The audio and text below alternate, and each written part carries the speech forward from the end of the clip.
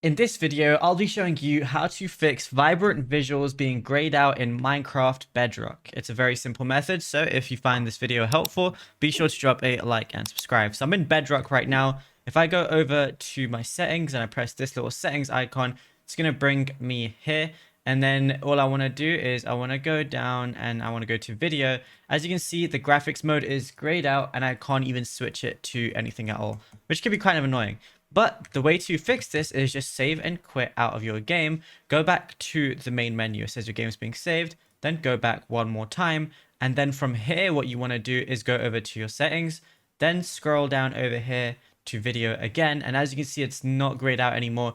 I can switch it to vibrant visuals. And then, yeah, you'll be good to go. So it's up to you like what mode you want to do, but bear in mind that to switch your graphics mode, you can't be in your world at that time. You have to be outside of your world to switch your mode, and it's as simple as that. Now, if you found this video helpful, drop a like and subscribe.